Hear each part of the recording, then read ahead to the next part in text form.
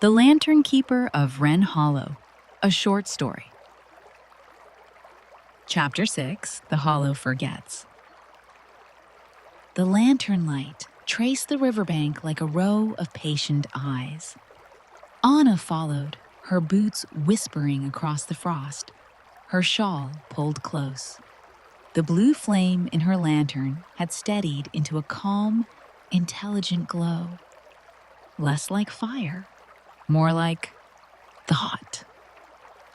At first, the hollow looked unchanged. The orchard breathed softly behind her, the scarecrow's hat still silhouetted against the paling sky. But as she reached the church bend, something subtle faltered. The air lost its scent. No cinnamon from Mina's hearth, no chimney smoke, no hint of the river's mineral tang. Even her own breath came out silent. The silence didn't scare her, not yet. Wren Hollow had many kinds of quiet, and most were kind. But this one felt hollow in a different way. The kind that came after something should have happened. A single lantern flickered out, then another. Anna's steps quickened. "No," she whispered. "Stay." Her blue flame wavered, trying to hold itself upright, but the darkness around it pressed in like fog rolling backward over the hills. When she reached Mina's bakery, every window was dark. The bell above the door hung still, the sign's chalk letters erased by a single long smear. Inside, there was no smell of bread or warmth, no plates, no laughter, no Mina, only an empty counter and a faint trail of flour shaped like a handprint that stopped halfway through motion, as if someone had begun to reach for her and then thought better of it. Anna set her lantern on the counter. "All right," she said, voice trembling but not breaking. "I'm listening." What did I miss? The flame flared once in response, illuminating a corner shelf. There, between two empty jars, sat a folded piece of parchment, bound with twine and sealed with a tin star pressed into wax. Her hands shook as she broke it open. When the hollow forgets, you must remember for it. Every story left untold, every kindness left unfinished. Speak them aloud. The lights need remembering as much as the people do. K. Anna's mouth went dry. "Keeper," she whispered. The letter felt heavier than its weight allowed. She pocketed it and lifted her lantern again. Its flame had dimmed, but she saw now that the glass itself glowed faintly. Not from within, but from what it reflected. Her own reflection was fading. By the time she reached the river, the town had gone translucent. The bridge was there, but its planks shimmered like ice viewed through a tear. Across the water, where her cottage should have been, only a soft haze remained. The lantern-keeper was waiting on the opposite bank, or something that looked like them. Their form flickered, their outline rippling between presence and absence, like a candle seen through glass. "You came," Anna called softly, though she wasn't sure the sound carried. The keeper's lips moved, but no voice followed. She stepped forward, and the frost gave a muffled cry beneath her boots. Each step sent ripples through the reflection of the world. When she reached the middle of the bridge, the keeper's voice finally arrived. Not from across the river, but from inside her head. "The hollow is losing its story." Anna's grip tightened on the lantern handle. What does that mean? Too many promises, kept too quietly. Too many memories whispered and never written. The hollow is built from what we share. Forgetfulness is erosion here. Anna's heart kicked against her ribs. Then how do I fix it? You don't fix what forgets. You remind it. The keeper's voice flickered, faint and far. You must gather what remains. Each person, each light, each story that held the hollow together. The lanterns will guide you to what's slipping first. Their image blurred. The blue flame inside Anna's lantern surged, flaring bright enough to sting her eyes. And Anna, yes? When I fade, remember me kindly.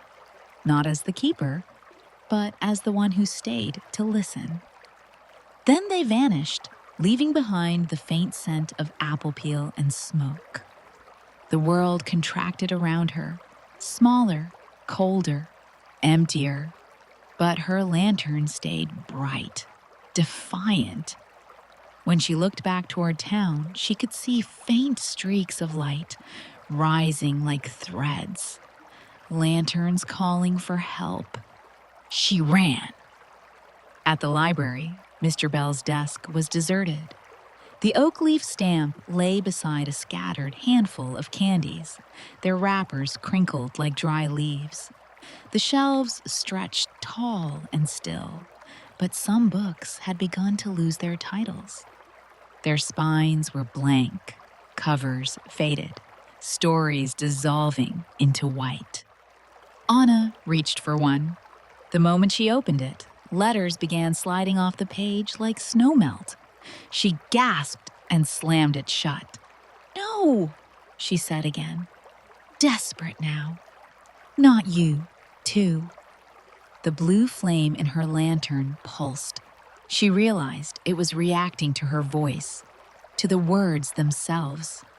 "Stories are easier when the mouth is sweet," she said aloud, repeating the sign that had once hung above the candy bowl. The words shimmered, catching in the air like dust motes in sunlight. Slowly, the lettering on the nearest book returned, faint but legible. Anna laughed, shaky but hopeful. "All right," she said to the flame. "We can do this. You're a remembering light, aren't you?" The flame flared in agreement. She ran her fingers across the spines, whispering what she remembered. "The scarecrow listens. Mina's hearth makes cider knots. Mr. Bell has a cat named Valencia." Each phrase became a spark, tiny but true, floating from her breath into the shelves. The books inhaled the light greedily. For a moment, Wren Hollow breathed again. But when Anna stepped back outside, she realized the sky itself had begun to pale. Not with sunrise, but with forgetting. The color drained from the clouds, the stars dimmed, the edges of the hills blurred as if erased by a cautious hand. She ran toward the orchard. The pale stone path was half gone. The stones she could still see flickered between solid and shadow. Her breath came out short. Visible, she called out, "Keeper! Samuel!" No answer. The scarecrow still stood in its place, but the ribbon at its wrist had unraveled completely. The tin face was dull, its holes filled with frost. Anna knelt, breath fogging the air. "Don't you go quiet too," she pleaded. "You're the one who keeps the stories still." She retied the ribbon as best she could, using what remained of the blue yarn from her pocket. The lantern's flame bent toward her hands, brightening, heating the air until the frost hissed away. "Come on," she whispered, her voice cracking. "Wake up. The hollow needs you." The scarecrow stayed silent. Then, as the lantern's light licked the edges of its sleeve, something deep inside the straw gave a faint, papery sigh. The tin face tilted by a fraction. Anna stepped back. That's it. That's it. You remember me. The holes in its face caught the flame and reflected it. Pinpricks of blue light sparking one by one until the shape looked alive from within. A voice? Not quite human, not quite echo, spoke from behind her, layered and familiar. You woke it too soon. She spun. Samuel stood at the path's edge, half shadow, half light, his lantern guttering. What do you mean? The hollow's forgetting too fast. The keeper's gone, and without them, it can't hold all its stories at once. You've got to anchor it, or we'll lose it for good. Anna's lantern pulsed so bright, it nearly turned white. The scarecrow's hand twitched, then slowly lifted, palm up, as if asking for something. Samuel's eyes met hers. It's asking for the button, Anna. She froze. But it's supposed to be what ties everything together. If I give it up, then maybe we all stay, Samuel said. Or maybe we all go. The hollow runs on trade. It always has. The ground beneath their feet rumbled faintly. The frost shifting like breath.